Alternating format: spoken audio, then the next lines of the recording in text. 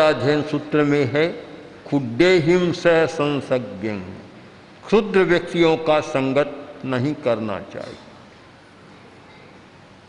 उत्तम जनों का सत्संग करना चाहिए। इसी तथ्य को ध्यान में रखकर और आचार्य सिद्धसेन ने लिखा, प्रभो आपका एक अतिशय है, जब आप प्रवचन करते हैं, समवसरण में विराजमान होकर जनता को प्रतिबोध देते हैं, उस समय आपके पीछे अशोक तरु रहता है। अशोक तरु, अशोक जो शोक मुक्त हो गया है। इस एक स्वाभाविक घटना को सामने रखकर और आचार्य ने लिखा, धर्मोपदेश समये सविधानुभावात् सानिध्य दास्ताम जनो भवति ते तरुरप्यशोक है। जब आप धर्म की देशना देते हैं, उस समय जनता में जो परिवर्तन होता है उसकी बात मैं छोड़ देता हूँ। आस्ताम रहने दो, वह मैं नहीं बताऊँगा कितना परिवर्तन होता है। मनुष्य कितनी अपनी दुख व्यथा वेदना को भूल जाते हैं, मुझे बताने की जरूरत नहीं, उनकी आकृति बता रही है। किंतु एक वृक्ष जिसका ज्ञान विकसित नहीं है, जिसका मन भी विकसित नहीं है, जो एकेंद्रीय जाति का है, वह वृक्ष भी अशोक बन जाता है, शोक मुक्त हो जाता है। कारण का सविधानुभावा, यह सामीप्य का प्रभाव है, निकट होने का प्रभाव है। आपके पास जो भी आता है वह दुख मुक्त और शोक मुक्त हो जाता है। एक बहुत रहस्य छिपा हुआ है सत्संग का, कि अच्छे व्यक्तियों की संगति में आदमी जाता है, दुख कम हो जाता है, वेदनाएं कम हो जाती है, व्यथा के प्रकंपन भी शांत हो जाते हैं।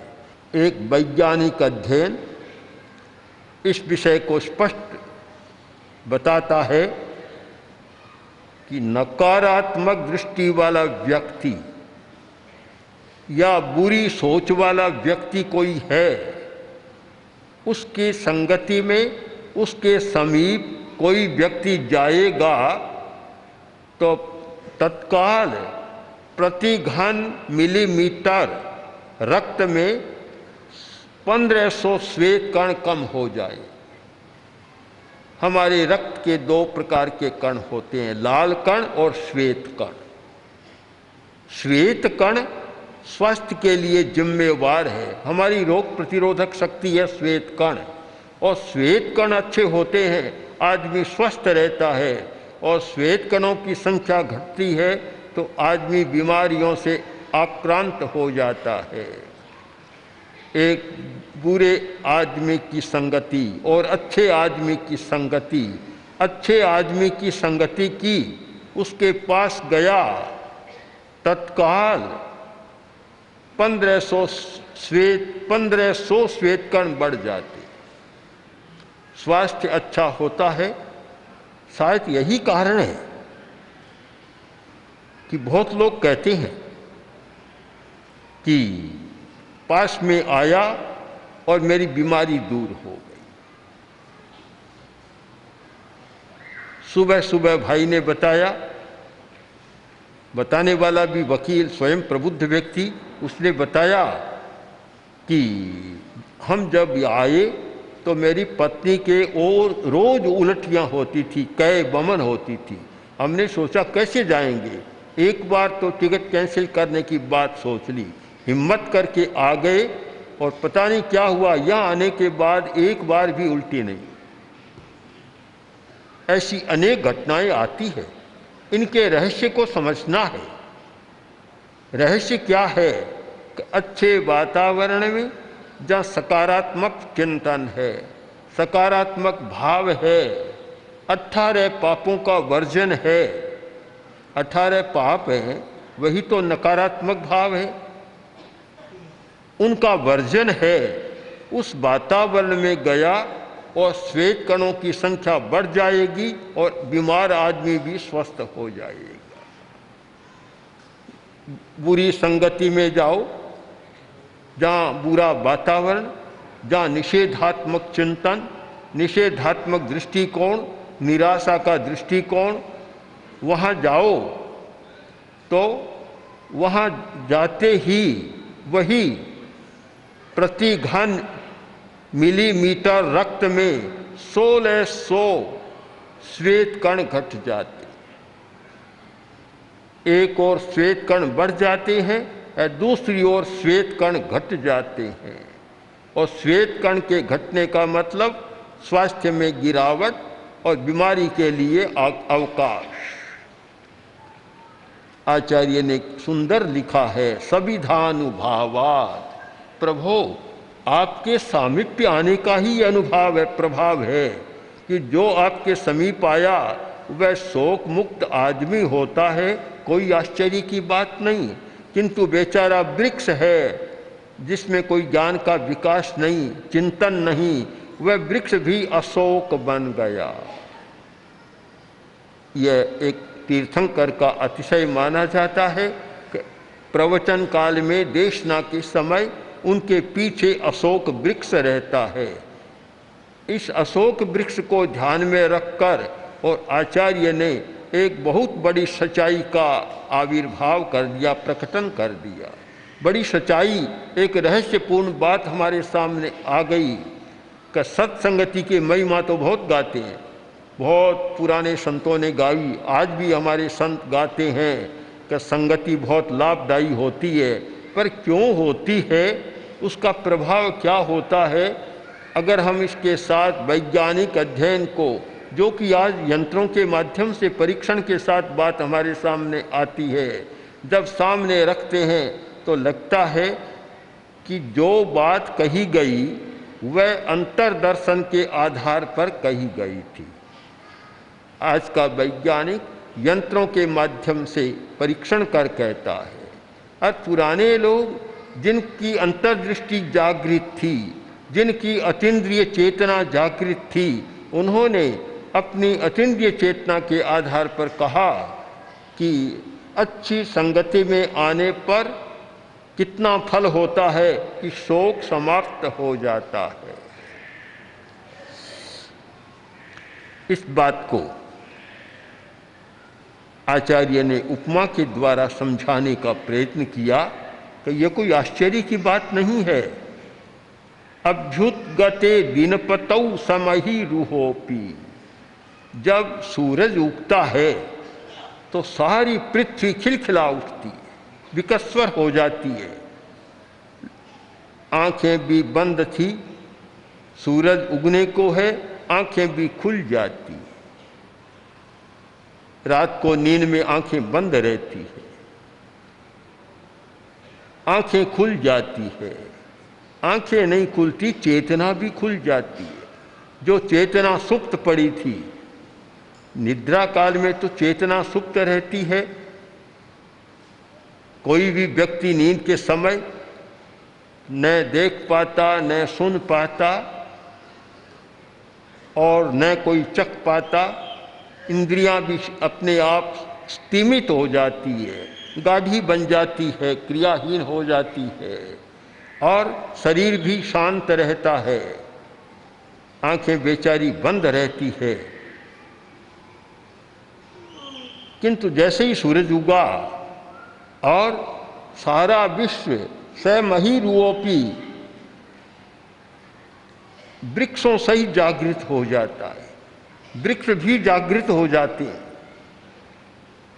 यदि कोई सूक्ष्मता से ध्यान दे तो रात के समय वृक्षों की एक अवस्था होती है और दिन के समय उसे उनकी दूसरे प्रकार की अवस्था होती है। सूर्य के अभाव में उनकी स्थिति बदल जाती है और वृक्ष भी कार्बन ज़्यादा छोड़ने लग जाते हैं। इसीलिए कहा गया कि रात के समय पेड़ के नीचे सोने में विवेक करना चाहिए। हर वृक्ष के नीचे नहीं सोना चाहिए रात को। जैसे पीपल बहुत लाभदायी है, पर पीपल और बरगद रात को उनके नीचे नहीं सोना चाहिए। इतनी भारी मात्रा में वे कार्बन डाइऑक्साइड को छोड़ते हैं कि कभी कभी तो आदमी घबरा जाता है और मौत तक भी हो सकती है। तो रात को एक अलग प्रकार की अवस्था होती है।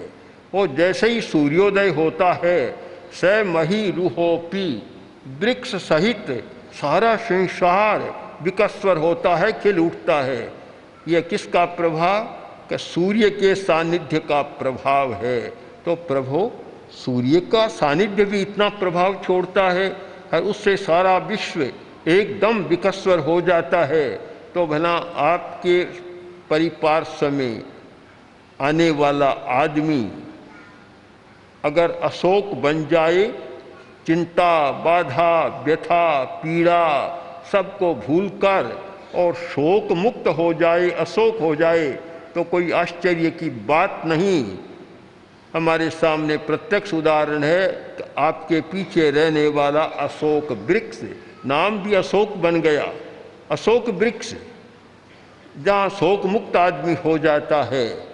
और अशोक वृक्ष का प्रभाव भी है, वह स्वयं शोक मुक्त है और शायद उसका प्रयोग करने वाला भी शोक मुक्त हो जाता है।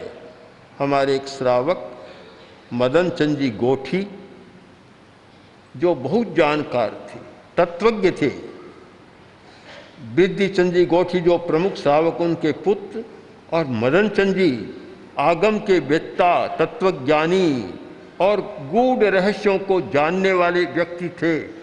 मैंने कम देखा, इतने गूढ़ रहस्यों को पकड़ने वाला व्यक्ति बहुत कम देखे। जब हम कानपुर में थे, पूज्य गुरुदेव चतुर्मास कानपुर में कर रहे थे, तो मदन चंद जी हमारे साथ होते।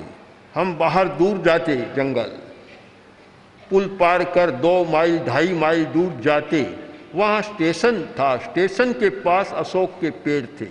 उनका यह क्रम था कि अशोक के नीचे जाकर ध्यान में खड़े हो जाते, वहाँ ध्यान करते, क्योंकि उसका अपना प्रभाव होता है। अशोक के पेड़ का भी अपना प्रभाव होता है।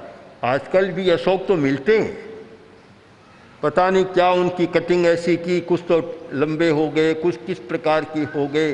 अशोक का एक गोलाकार जो ऐसा वृत्त आकार था और जिसके नीचे आदमी खड़ा हो सकता था और खड़ा होकर ध्यान करता था, तो वह उसके नीचे खड़ा रहने वाला भी शोक मुक्त हो जाता। इसका कारण कवि ने अपनी कल्पना के द्वारा इसका कारण बतलाया कि प्रभु वह आपकी संगति में रहता है, वह वृक्ष आपकी संगति में रहता है। तो उसमें यह विशेषता आ गई कि वह स्वयं अशोक बन गया और उसके नीचे कोई खड़ा होता है, वह भी आदमी अशोक बन जाता है। यह सब आपकी संगति का, आपके सानिध्य का प्रभाव है।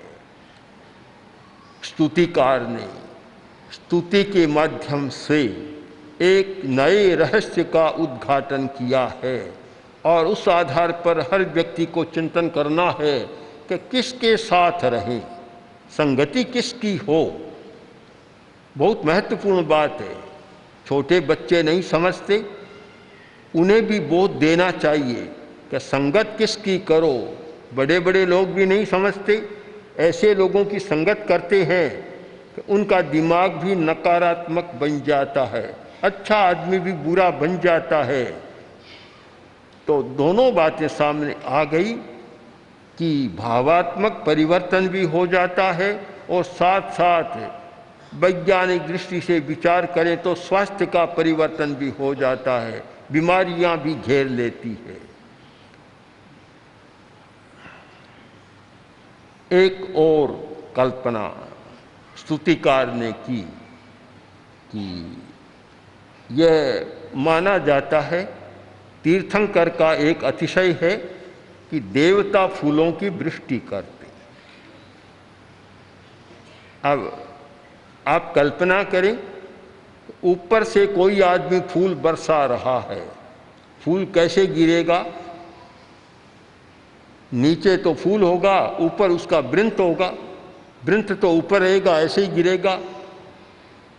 किंतु प्रभु, ये क्या आश्चर्य की बात है कि जब देवता फूलों की वृष्टि करते हैं उस समय फूल तो ऊपर आ जाते हैं, उनका वृंत है वह नीचे चला जाता है, जैसे कोई आदमी ने रखा हो वैसे हो जाता है। ये कैसे? बड़ी आश्चर्य की बात है, ये कैसे होता है? उत्तर दिया, त्वद गोचरे सुमनसाम यदि वा मुनीश। प्रभो, फूल भी सुमन है। संस्कृत साहित्य में फूल का नाम है, पुष्प है, वैसी एक नाम है सुमनस, अच्छे मन वाला। अच्छे मन वाले व्यक्ति का नाम भी सुमन और फूल का नाम भी सुमन। इसलिए हमारे कुछ मुनि अपने नाम का उपनाम भी सुमन रख लेते थे। सुमन, अच्छे नाम, अच्छे मन वाला। हर व्यक्ति सुमन होना चाहता है, अच्छे मन वाला होना चाहता है। वे फूल भी सुमन हैं, कारण कि आपकी सन्निधि में आ रहे हैं, आपकी आकाश से उतरकर आपके निकट आ रहे हैं, वे सुमन बन गए। सुमन है, उसको बंधन बांध नहीं सकता, वह बंधन ऊपर नहीं रह सकता। एक अवस्था है बंधन ऊपर रहता है और तथ्य नीचे रहता है। एक अवस्था यह है कि बंधन तो नीचे चला जाता है और सच्चाई ऊपर आ जाती है। प्रभो, आश्चर्य चित्रम, आश्चर्य की बात है कि वे ऊपर से गिरने वाले फूल वे तो ऊपर आ जाते हैं और वृंत जो नीचे चला जाता, अवांग मुख हो जाता है, उसका मुंह नीचे हो जाता है। आश्चर्य की बात तो है, परंतु जो आपके गोचर में विषय बन गया, आपका, आपके पास आ गया, उसमें यह परिवर्तन हो सकता है। गोचर होना यानी विषय की सीमा में आ जाना, उस रेंज में आ जाना, उस फ्रीक्वेंसी में आ जाना। जो रेंज में आ गया और उसकी फ्रीक्वेंसी में आ गया, उसमें परिवर्तन हो सकता है। तो जो भी आपके गोचर बनते हैं, आपकी रेंज में आते हैं, वे फूल ऊपर आ जाते हैं। ऊपर आने का एक कारण जो सुमन शब्द के द्वारा आचार्य ने बता दिया कि मन अच्छा होता है। जब मन अच्छा होता है तो आदमी सच्चाई को पकड़ता है। मन अच्छा नहीं होता तो फिर सच्चाई को नहीं पकड़ पाता, क्योंकि उसका मन ही अच्छा नहीं है। न्यायालय में केस चल रहा था, न्यायाधीश के सामने अभियुक्त को प्रस्तुत किया गया, वकील भी आ गया और गवाह को भी प्रस्तुत किया गया। अब जब न्यायाधीश ने काम शुरू किया तो वकील ने गवाह देने वाले को, गवाही देने वाले को सामने खड़ा कर दिया। अब वह बेचारा कोई शुद्ध मन वाला नहीं था, जैसे रटा रटाया वैसे था, उसका मन अच्छा नहीं था। क्यों? साक्षियाँ भी बहुत झूठी दी जाती है, बहुत कुछ होती है और सिखा दिया जाता है कि क्या करना, सिखाया जाता है, सुमन वाली बात नहीं होती। तो खड़ा हो गया। अब वकील कहता है, देख, ध्यान रखना, सच बोलना, जो आंखों देखा सच है वही कहना और झूठ बात मत बोलना। पूरा पाठ पढ़ा रहा है। पाठ पढ़ा दिया। न तो वकील सुमन था और न गवाही देने वाला सुमन था। तो वकील बोला, बोल तुम्हारे पिता का नाम क्या है? मौन रहा। फिर पूछा, बोल तुम्हारे पिता का नाम क्या है? फिर मौन। तीसरी बार पूछा, मौन। तो वकील बोला, क्या गूंगा है क्या? बोलता नहीं, उत्तर नहीं देता। बोला वकील साहब आपने ही तो कहा था आंखों देखा सच कहना, मैंने पिता को देखा ही नहीं तो मैं कैसे बोलूँगा उनके बारे में। सुमन नहीं होता तो फिर वह सच्चाई तक पहुंचता नहीं है। सुमन होना जीवन की बहुत बड़ी सफलता है। सुमन होना, मन का अच्छा होना है। जो व्यक्ति मन का अच्छा होता है, बंधनानि अधो ब्रजंती, उसके बंधन नीचे चले जाते हैं। आखिर बंधन ऊपर क्यों रहता है? जिसका मन अच्छा नहीं होता, बंधन ऊपर आ जाते हैं, यानी उस पर हावी बंधन हो जाते हैं, फिर वह मुक्त नहीं रहता, स्वतंत्र नहीं रह पाता। और जिसका मन अच्छा हो जाता है तो वह बंधन नीचे चले जाते हैं और सच्चाई ऊपर आ जाती है। तो यह स्तुति एक जीवन के रहस्यों को हमारे सामने प्रस्तुत कर रही है। इसलिए इस स्तुति का भी हमारे सामने बहुत महत्व है। यानी भक्ति और भक्ति का एक अंग है स्तुति। उपासना स्तुति व्यर्थ नहीं है, इनकी बड़ी उपयोगिता है और इनके माध्यम से व्यक्ति अपने आप को बदल सकता है, सुमन भी बन सकता है और व्यथा से मुक्त होकर अशोक भी बन सकता है। इसलिए हम एकांगी न बने, न स्तुति का बहिष्कार करें और न आचार का बहिष्कार करें। और वास्तव में देखा जाए तो आचार की सिद्धि के बाद ऊर्ध्वारोहण करना, उसके लिए स्तुति का बहुत बड़ा महत्व है, भक्ति का भी बहुत बड़ा महत्व है, श्रद्धा का बहुत बड़ा महत्व है। और भक्ति श्रद्धा ये सब हमारे आंतरिक रसायनों को बदलने वाली क्रियाएं हैं। मनुष्य के भीतर जो जैव रासायनिक, जो बायोलॉजिकल सिस्टम होता है, हमारी आंतरिक जैविक क्रियाएं होती है, उन क्रियाओं को बदलने का यह बहुत बड़ा माध्यम है।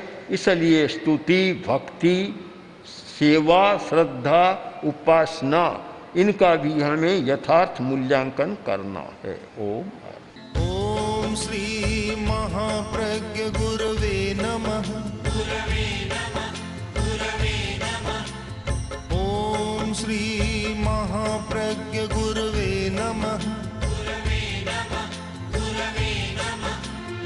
ओम श्री महाप्रज्ञ गुरवे नमः। ओम श्री महाप्रज्ञ गुरवे